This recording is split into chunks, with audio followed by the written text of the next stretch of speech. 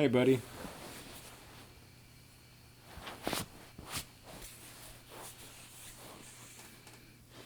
There he is. What's up? Where's your audio? I can't hear you. No audio.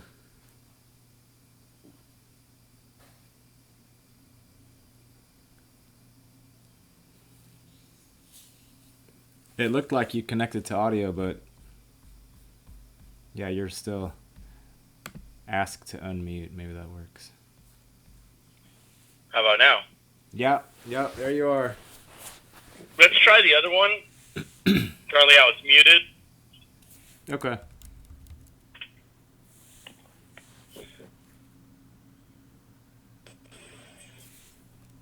Can you hear me like this? Yeah. Is it as good?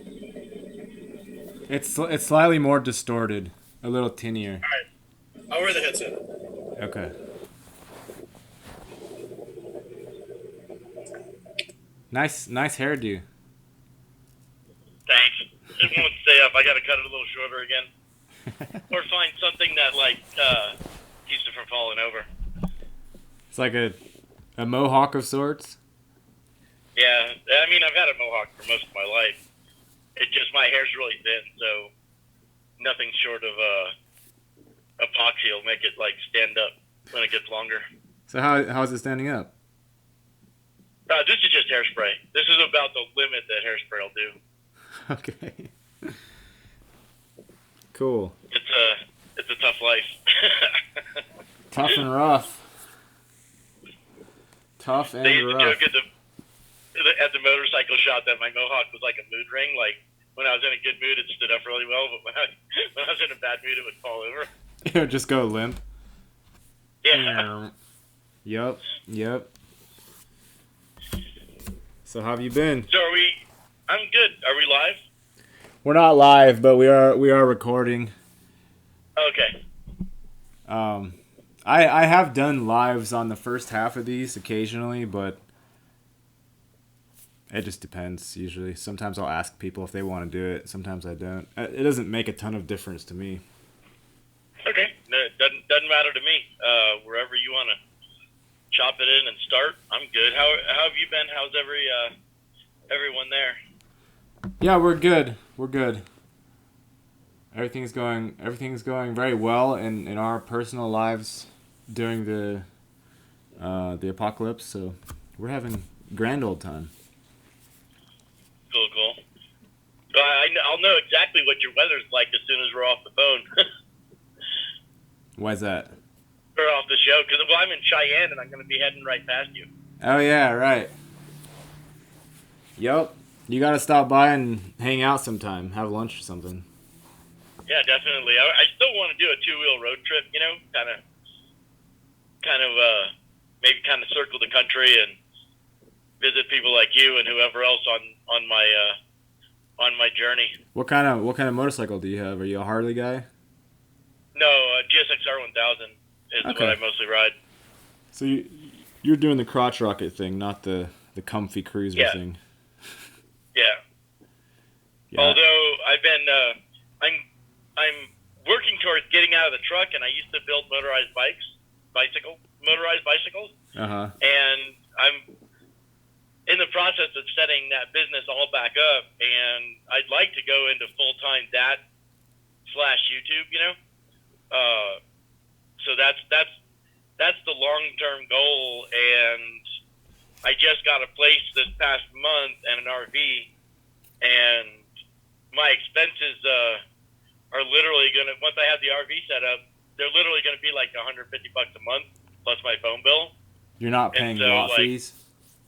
What's that? You're not paying lot fees somewhere? Yeah, 150 including utilities. Because a friend of mine owns this property, and I'll be like essentially between him and the road. And I didn't know he already had an RV spot there.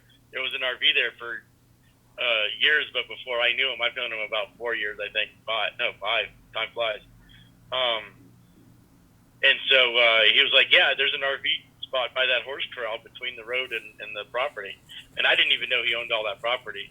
And so told me it's $120 a month for the lot, and $30 covers utilities, and I'm like, I'm in, sign me up. I mean, lot rent in Tucson is like $500 because of the snowbirds and stuff. It's crazy. Yep. You know, $600-700 in spots. I'm like, you can get a decent apartment in Tucson for that much money. And when I got offered this deal, I was like, I don't care how crappy it is. I'm gonna find a camper or an RV that I can just buy cash. I'm not gonna have, I own my car, my motorcycles, my house, and my lot. My basic living fees are $150 a month. So yeah, that's really good. That gives me like a chance to get, kind of ramp the business up, and like once it's even making a little bit of money, I can survive on it and build it. Were you doing that before with electric bikes? Did you actually have an income stream going on? Yeah, that's what I did for a living before I got into truck driving. Oh, so you already have it set up, or you could set it up pretty quickly. Yeah. Well, I've already talked to a couple of the people, like my contacts. I predominantly did gas powered, Mm-hmm. And one of the major importers into the U.S. of the gas powered kits, his property is actually in Tucson. He has like 3 big shipping containers on his property, and he imports like 10,000 kits at a time.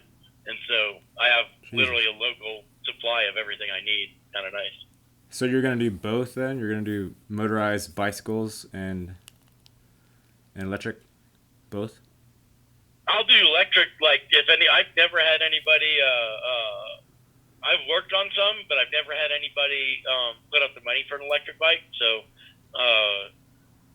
basically, I have it out. I can show you on paper, this is what we can do. But I've never had anybody want to spend that money. So, I mean, they're what, like a couple grand starting off, something like that? How much are they? Yeah, I can build one under $1,000. But it depends. Do you want it to climb hills? Do you want it to go very far? Do you want it to go very fast? How many? What kind of batteries? How many watts does it need to be? We can look at all the options on paper. There is a couple of companies that make hub drive kits and what's called a mid drive kit that puts the motor down right in front of the pedal crank, and they have really good long standing reputation. So I'll build either one of those because I know the reliability of the product. I've just never had anybody step up and spend the money. Right. Because I can put you on gas power for under $400. Well, you'd be going into it with somewhat of a chunk of savings as well, right? You'd go in with, I'm sure you've been able to save money trucking, right? No, I've spent most of it. So what? I have some assets and stuff, but not a ton in the bank. I mean, the good thing is I bought everything outright, So I own everything, but I don't have a ton in the bank. But my initial plan, at least probably over the next 6 months to a year, is to keep my CDL active and probably drive at least a couple weeks a month, at least for the next few months. You can do that? You can just cherry pick jobs? Well, I go out in this truck, and they're not super pushy they haven't been pushy with me as to I'll go out and I'll set my PTA 14 days out or 11 days out, when I'll be available to drive again. And they've been cool with it. They're reasonably desperate for people that don't crash.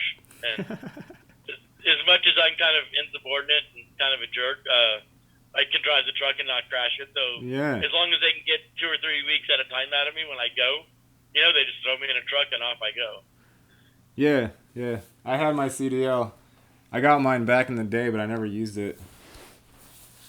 It's definitely something that's in demand right now. You can kind of call your own shots. Right. So. And the pay is okay, right? It's not terrible pay. Yeah, I have weeks where I make $600 or $700, but if I really kill it, it'll be $1,400, $1,500. Yeah, and that's after after tax. Well, that's what I get. Yeah, so after tax. Okay. Yeah, that's not bad. I mean, I always think of like if you have a what do you call it, a aware mind or an open mind, then your available working situations sort of like contract at the same time as your mind starts opening. Yeah. So so if you can find some sort of work that allows you to remain curious and also command a decent pay, then I think you're doing pretty well. Yeah, definitely. Like I this is about as well. I owned the truck for like a year and a half, so I was a little bit more in charge of my destiny out here when I owned the truck. But Hmm. then all the bills were mine. So like every flat tire, fuel, everything. Is it like I renting or didn't. owning for your housing situation? Is it similar like that? You're just responsible for everything if you own it, Yeah, and on paper it's yours. Even though like yeah, if you're renting a place, you might as well be owning it. It's just like it's a paper discrepancy. It's really weird. yeah, yeah. And I was a lease operator, so uh, I was still a little bit under their thumb, but not horribly. But under one of the main things, I had to run their for their freight company. So that really that was the difference that would have made me make it or break it, like owning the truck outright in the end. Just because I only made a certain amount per mile towing for them, whereas if I'd have been outside, I would have made a bunch more. Did you end up selling your rig, or why'd you go back to renting? The motor let go with two payments left, What? and like literally the cost of everything was going to be the motor didn't really let go, but it had to come apart. So it's like if you're going to take a semi motor apart that has 900,000 miles on it, go ahead and do the pistons and jugs and all that. Mm-hmm. And the repair bill was just like more than the value of the truck, so it just didn't make I sense. Right. So we the owner offered me like basically a get out for zero. He said Uh-huh. I'll auction the truck and we'll call everything zero. And I'm like, because I owed some money on repair, like about $6,000 before it let out. And he says I could probably get about 6,000 for it at auction. So if your game, we'll just zero it out, and at the end of the year, you're eligible to be a company driver. So I'll just give you a company truck. So what I essentially did was I rented a truck by the week from him. This was last October, Mm-hmm. like the end of October. So I rented a truck weekly to get me through until January, and then went back out as a company driver. Okay. Do you have preference? Would you prefer to be owner operator, or do you prefer renting?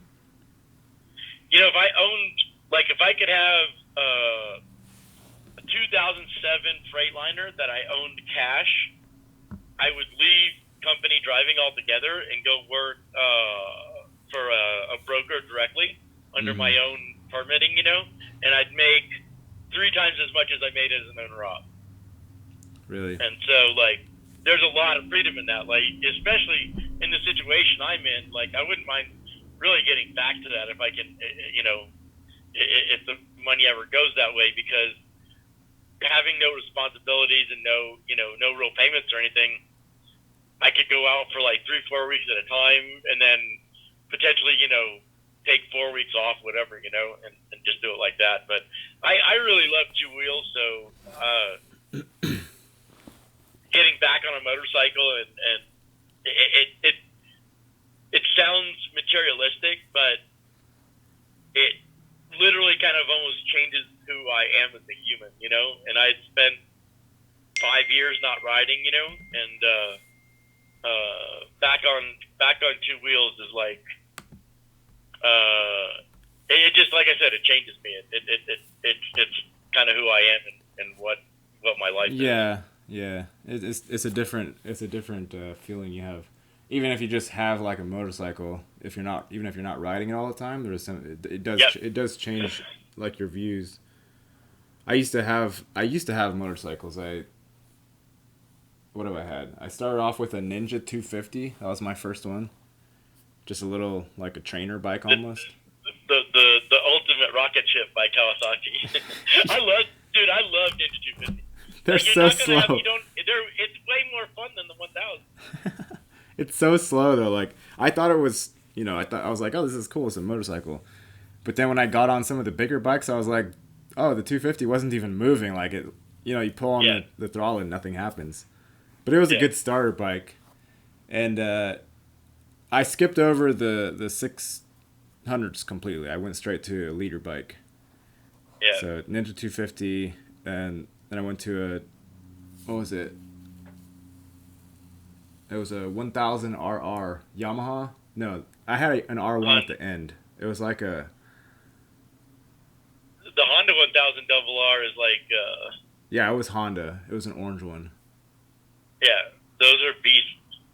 and it had a, All the leader bikes are crazy, but it had a power commander that was already tuned to the bike, so it was already, it had like that much more edge, which I didn't need because I didn't really need a leader bike, but Yeah.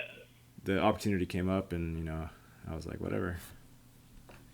I started superbikes on GSXR 750s, and I rode those, rode them for a few years, and then I got into racing. I raced in the ASMA for 3 seasons. I raced the 600, and I rode a few of these K5 GSXR 1000s on the street, and did a few lapping sessions on the track.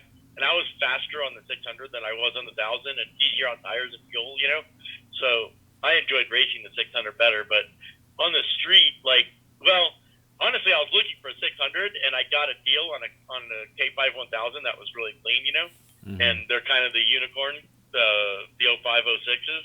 And so I bought it, and I'm like, well, I can flip it, and make $1,000, $2,000 on it. And now, I've been riding it, and I got used to it in 2 weeks, and I'm like, yeah, I finally get it, it always seemed like an absurd amount of power to me, but now I've kind of wrapped my head around it, and Around the leader bike, is that what you're talking about? Yeah. Yeah, it's a lot of power, but I was always like, unless the helicopter is chasing you, it's useless.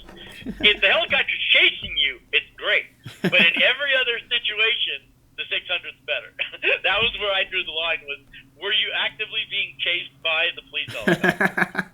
Even then, your odds of getting away, I think, are still pretty slim. I always got away. You've ran away from helicopters? More than I can count. I've never had to. What's the highest you've gotten up to? What's your top speed on a motorcycle? I don't know. People say they don't do it, but my 750 would sit there and bounce on the rev limiter in top gear on stock gearing. Really? So that's up there. That's technically 186 is where they set that electronic. It's an agreement with the European roadways or whatever that. My last 750 was the first year that they put those limiters on them, and it was the same limiter as on the Hayabusa that was on the 750, same top gear limiter. Are you saying mine would run right into it? So you're saying the limiter didn't even do anything? It didn't even kick in? No, you could feel it hitting the limiter. Oh, but it started kicking in when you're at top RPM in your lowest gear. In sixth gear, it would hit it artificially limits your top speed to 186. And Okay. there's tire slippage and everything, so it's probably more like 175 to 180, Mm-hmm. But yeah, my 750 would run right into that, no problem. Yeah. So I think I went 175, I think. In the 1000 RR, but I feel like it could have gone further too, because it was a leader bike and it had the power commander. I don't think I was topping out, but I think I started getting a little nervous because I couldn't. yeah. Even when you're on the freeway, if you're going that fast, the effect of the wheels doing this. What's that called? The Gyroscope. The gyroscopic centering motion of the wheels. It makes it feel like you can't move at all, but if you hit something or if you hit a rock in the road or something, you're gonna be airborne. Going at 180 miles an hour. The thing is too, you're going so fast that if there's a semi stalled in the left lane, you're hitting it, but you can't, swerve. Yeah, your reaction time is way low. Yeah, you're if it's stalled in the left lane. I know a guy that died that way on an R1 actually. and I don't even think the semi was stalled. It was like going 40 in the left lane. But it was essentially, for practical purposes, actually stalled. Yeah, exactly. Because if you're going 180, then what's your speed then? 140 if the thing is going 40 miles an hour with you. Yeah. That's still a very high speed head-on collision, 140 miles an hour. And I'm sure he slowed down to a point, but yeah, that was it. When I used to live in Fresno in the Central Valley, we would ride with this group of guys sometimes. What were they called? They were called like the Imperials or something. It was like a pseudo. It wasn't a gang, but they kind of acted a little bit like a gang. And I know that on the back ends, some like tiffs happened. But aside from that, we kind of like we were hooked into the grapevine of news, like what happened to bikers and stuff in the area, and every single week, somebody that we not that we knew directly, but we would hear about someone dying once a week during the busy season. Yeah, it can be a deadly game for sure. Yeah. Yep. And I've come very close. I've come very close on motorcycles multiple times. But that doesn't stop me from... I'm definitely going to get another one. I mean, it killed me once. I've been dead twice. Once in a car accident and once in a motorcycle accident. Was it an NDE or were you like physically verifiably dead and then you came back? Yeah, I was dead, not near. Okay. Well, out of my body, you know. What's that? Out of my body. And what's odd is the car accident, I was 17 years old. So we're talking about, you know, a pretty long time ago. Mm. And I knew some about the car accident, but, like, I had lost memory from about an hour before the accident. And I was solidly unconscious for right around 24 hours, a little over 24 hours. And all I had of that whole time was a brief flash of being in that medevac helicopter, but seeing my body laying there. And like, I had it was vivid, but it was like a snapshot, you know, that was all I could remember. And a few weeks ago, I was talking to a friend about this, and all of a sudden, all kinds of more memories came back. And now I can remember vividly things that happened literally from right after the moment of impact all the way to riding in the helicopter, looking out the window, seeing the city lights of Miami and stuff. So it's weird that those memories have come flooding back, you know, this many years later. And my view of the whole thing is from outside. Like, I could see them strapping me onto the backboard. Like, I'm standing like 5 feet away. Mm-hmm. Have you shared this experience on here before? I don't know if I remember it. No, I haven't talked about it publicly ever. It was kind of more insignificant because I didn't remember much of it. Now that all these memories have come back, and like I had a brain trauma seizure like right after the impact, and like I can see that happening now. My seatbelt broke and my head went into I think it's called the B pillar or the A pillar of the roof for the car, and so it was a car-on-car accident? Yeah, head-on collision with another car, turned left and hit me head-on. So I was in a little RX-7. You were on the motorcycle. No, you were driving the car. You were in a Mazda. Yeah. Yeah, I was in a Mazda RX-7 and we got hit head-on by a big full-size Ford. Was anybody in the car with you? Yeah, my girl that I got married to when I was a teenager. Right. Her seatbelt stayed attached. She was really fair skinned, and like she didn't even bruise. Like the seatbelt like literally left black stripes across her. It was like beyond bruising, but she wasn't. You know, she was more just like bruised up like that because the seatbelt held her in place. And when my seatbelt let go, and so I went into the dashboard and the roof or whatever. So your seatbelt failed?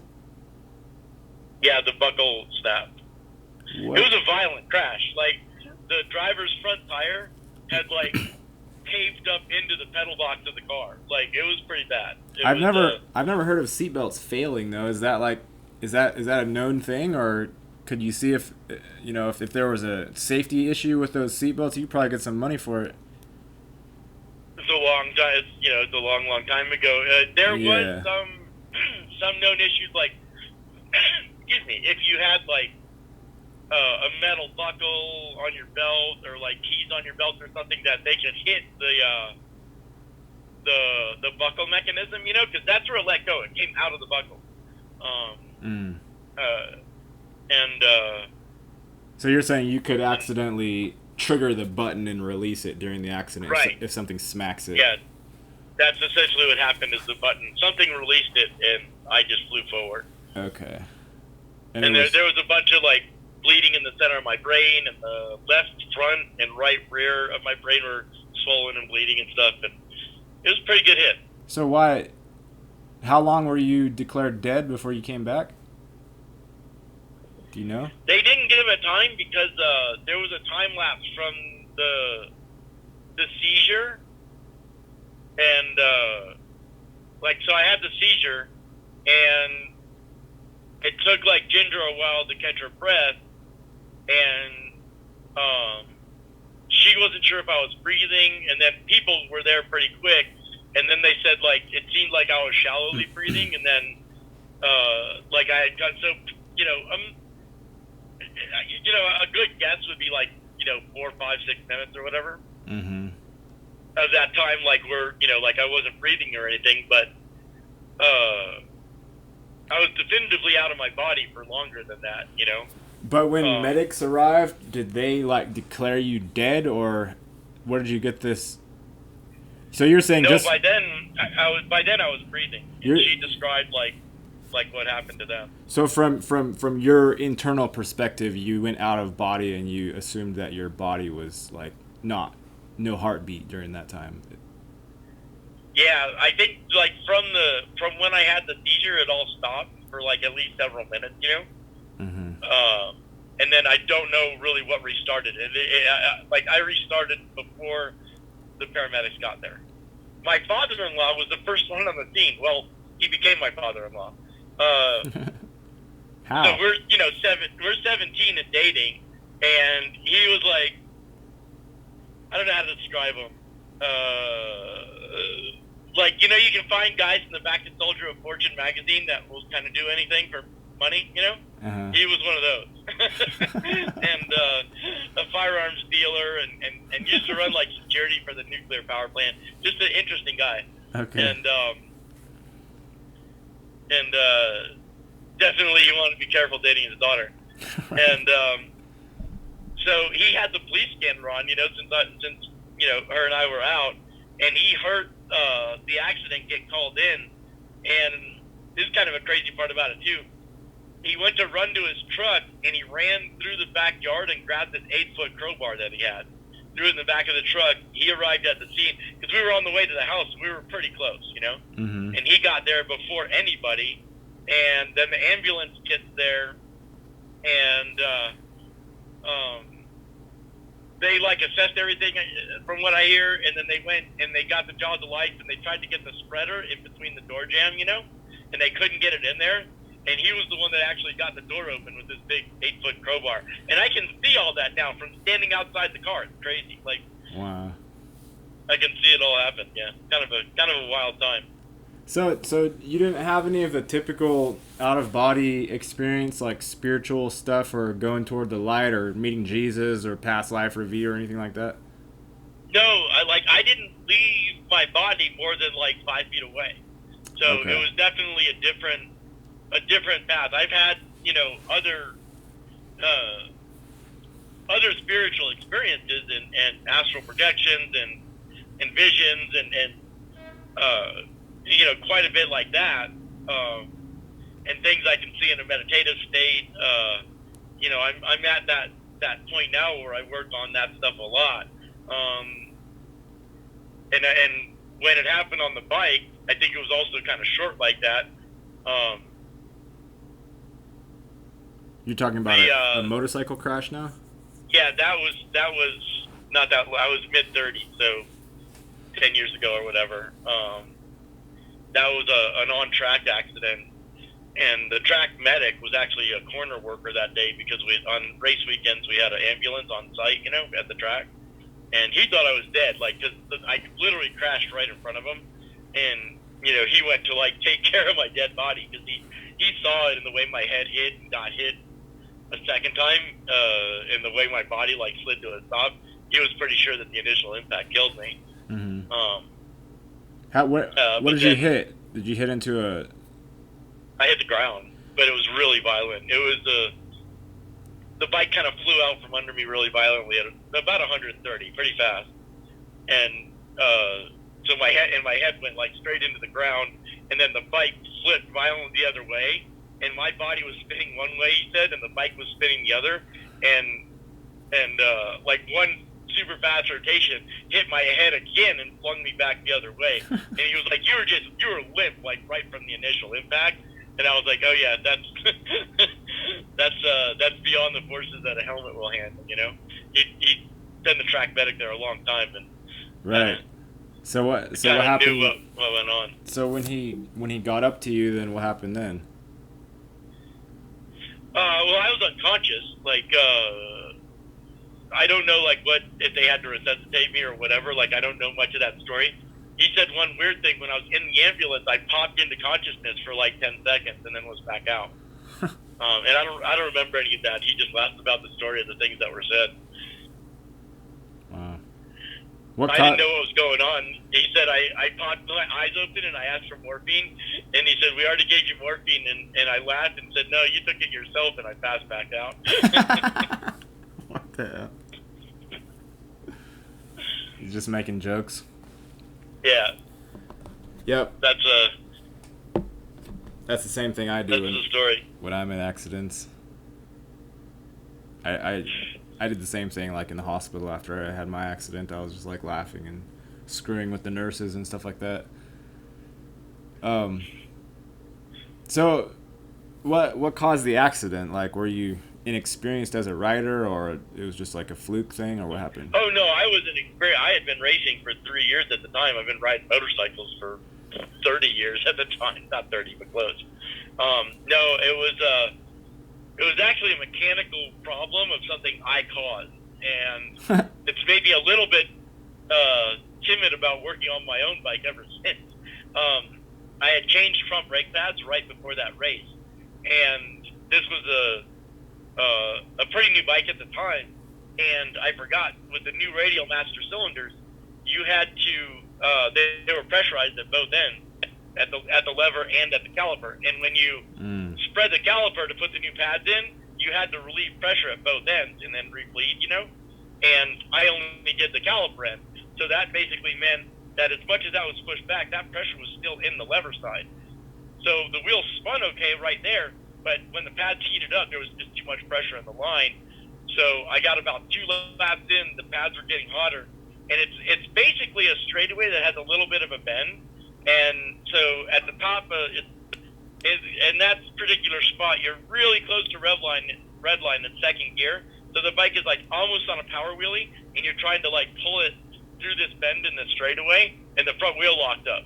And so like he was like the bike like literally like flipped a low side out from under you. And so you locked up your front wheel while you're redlining in second gear. Yeah, essentially, like it would be like actually like grabbing a handful of brake for a split second, Oh my god! And yeah, it didn't work. It didn't work well. There was track like on bike track footage from that race weekend, and you could see like my helmet just like ground fiberglass into the ground for like 5 feet on the initial hit. Wow. So did you sustain any sort of like actual injuries, or it just knocked you out? That one shattered my scapula on my right side, which is weird because I went down on the left. So I don't know if it was the bike coming around that hit me, but the only broken bone I had was my scapula, my right scapula. Okay. Shoulder blade, basically. Yeah. Wow. So you have some luck on your side then.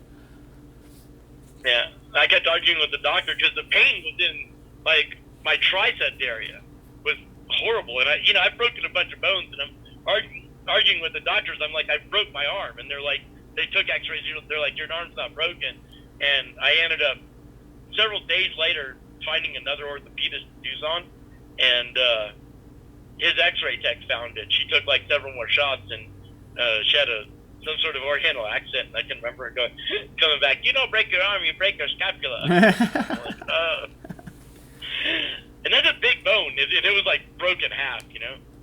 So which shoulder bone is it? I think it's normally called the shoulder blade. It's like that big bone, you know, that your shoulder socket goes into and then goes back down towards your back. Okay. I mean, it's like this. It's almost like the size of your hand. It's a pretty big bone. Yeah, it's like the one that comes out like a V from your shoulder blade. Yeah, it's like big and flat, and then it V's out to your shoulder. Yeah. Your shoulder joint. Okay. Yeah, I've never broken a bone. I've only dislocated my shoulders like 10 times. You get fluid in there, man. That's some righteous pain right there. Yeah, dislocations suck. I don't know if I had fluid in there or not, but every time you dislocate your arm, if you don't get it back popped in really quickly, it loosens all the ligaments and tendons and surrounding tissues, and it just gets easier to pop out every single time. So it kept doing that. It kept going and going and going until last time. Like for instance, one time I dislocated it doing a dive. I was at my own swimming pool actually. We were having some sort of a party, and we had this diving board, and I did a somersault into a dive, right? So it was like 1.5 dives, 1.5 somersaults essentially. But I didn't realize how far out I had jumped from the diving board, and so I essentially landed in the shallow end. I had gone that far. So I did a full somersault and then went into a dive and then dove into like 4 feet of water. And I put my arm out, you know, like you're just diving, but this arm took the brunt of the impact, or maybe they both took equal amount, and this one couldn't handle even half of it because it popped it right out immediately, and I just came out of the water screaming my head off because it's like the most painful thing. Yeah. It might even be more painful than breaking a bone. I don't know. And also, looking at your arm, like, because this shoulder will be down. Then your arm will like be way out. Yeah. Yeah, it looks ridiculous. Like your shoulder blade pokes out, and your arm itself is like wedged in underneath. Yep. And it just feels like so awkward and ridiculous. I learned how to put it back myself after I saw the doctor put it back enough times. I just taught myself how to pop it back, and that's what I always did. I ended up getting surgery on it though. Just tighten everything up. I got surgery on both actually. Really? Yep. So I've been pretty good. I remember one time I was still doing CrossFit at the time, which was really stupid. And I was doing snatches, which was even stupider, because if you know what a snatch is, it's literally going like this. Yeah. And you're putting the doctor had told me after the surgery, he showed me the range of my arm, and once he got the arm to like right here, he was like, now this is the most vulnerable part for your arm. This is where it can get dislocated the easiest. And of course, here I am doing snatches, and here's the position I'm sitting in. Right. So it was just like, I definitely deserved for it to pop out. But after that, it never popped out again. But I also have restricted myself from doing so many, I used to snowboard, skateboard, play basketball all the time. I still do some physical things, but I keep it kind of low key. I think that was why I really liked getting into drones, because I got some of the same adrenaline rush flying FPV, but the injuries were far less. I did run a 5-inch race drone into my side one time, and it hurt pretty bad. But it's still it's still far less than flying off a motorcycle. Right. Yep, I had a drone. I used to have a drone. I don't know if you were watching the channel back in the days, but back in the day, I used to make videos with my drone. They're still up on the channel. You can go back if you search a droney, you'll find. Okay, yeah, I've never seen that. Yeah. I found you when you did a reaction to one of Matt's videos. Oh yeah. It's. I must have found your channel over a year ago now, though. Yeah, I've been making videos since probably early 2017. Yeah. I looked back on some, but I was mostly looking for titles that were like about realm stuff and things like that. Right. Uh, I'll send you one after we're done here. I'll send you one if you're interested in seeing some of my drone footage. oh yeah, drone stuff is great. That was all my channel was for a couple of years. There was just drone flight, drone flight, drone flight. I did a bunch of how-tos like in the beginning, like how to build them and stuff too. But You could probably like, I don't know if it exists yet, but if you added like drone repair onto your e-bike repair or whatever you're doing, I bet you could start getting customers if nobody's repaired those yet. Because I did that with iPhones before repair shops were even around, and yeah, I put an ad out and I had like 20 people call me the same day trying to get me to fix their iPhone screen because nobody had ever done it before. Nobody had offered it in my city. So you might try that with drones if like, I don't know if there's designated drone repair sites yet. Yeah, there is. There's some really well established channels, and I kind of watched that all develop with the guys doing like reviews, how tos, and like freestyle, kind of and affiliate marketing. Like, these motors are good, and you get it for the same price. But if you click it through my channel, I get a little this or whatever, And so that was like I saw them build their channels like when they hit about 100,000 subs, they all ended up going full time. This was like, say, 5 different guys that I watched, Mm-hmm. And I'm kind of going to try to copy their business model with the motorized bike stuff. There is a few guys that have put some work into their channels, and they have like some decent how-tos and stuff, But it's more, you can tell like it's more of a hobby for them. And Right. so I'm going to try to basically do the same business model that I saw these drone guys do, and build it like that basically. And get back into I had a 3D printer. And I learned how to do that with the drone stuff, and there's some 3D printed parts I can do for the bikes. So, Okay. Get into like selling that stuff too. Yeah. I looked into 3D printing. I also have a friend who's into the what are they called?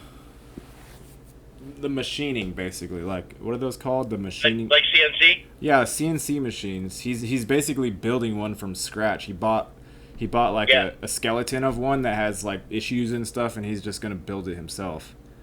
Yeah, I've seen people build them like straight from like Harbor Freight Tools, build a full-on CNC machine and run it off like a Raspberry Pi computer. Like, it can be done. That's what he was talking about. He was talking about running it off of a Raspberry. Yeah. Some guys even do that with their 3D printer, but like I was using a Creality Ender 3, and like one of the more popular slicer programs, and I mean it's a pretty steep learning curve to print like good products, Yeah. But I got to where like I was printing like really good camera mounts for my drones and stuff, and designing stuff from scratch. So That's awesome. That's really cool. Yeah, I'll do that too. Yeah, there's a ton of opportunity. You just have to basically be doing something that enough people do and get good at it, and then therefore you have a way to make money off of it. Yeah. It's not too difficult. I had a couple years in that bike business, and I built a few hundred of them. So it's like, I actually, one of the first things I did was call my buddy that has a normal bike shop, which inspired me to get into it in the first place was him, because we had worked in bicycle shops for years, and you get 2 to 5 calls a week of people asking like, do you sell parts, do you repair them, this and that, and like none of the bike shops will touch on the regular bicycle shops. Right. So that was kind of what kicked me off. So I called him to say, are you still getting calls about it? He's like, he always calls me by my last name. He's like, Wilmer, you're not going to believe this. I got 3 calls this week, and one of them asked for you. I'm like, no way. So I guess there's still some business there, Yeah. So, yeah, that's good. And you always have this. You can always do some runs if you need to. That's what I like, having a diversified ability to earn money. I think is super important. Yeah, no, I'm gonna keep my CDL active and keep my relationship with this company good, so I can go out and keep driving when I need to. The next few months, because I need to get tools and a 3D printer and a welder and stuff that I don't have anymore. So I'll be driving quite a bit over the next couple months, but I'm gonna work on building that as quick as I can and grow that. Cool. Well, we're up at the end of the first segment here, Lee, so we're going to take a quick break if you want to have another smoke break or take a piss or whatever you need to do. Sounds perfect. And I'll just send you a new Zoom link when 10-15 minutes, okay? Sounds perfect. All right, brother. See you soon. All right. Peace.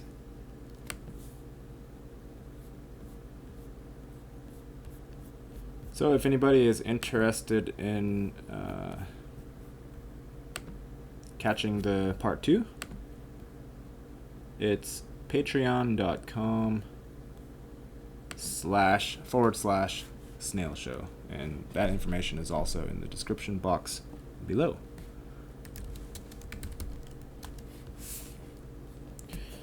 Thank you, take care, and we'll see you next time.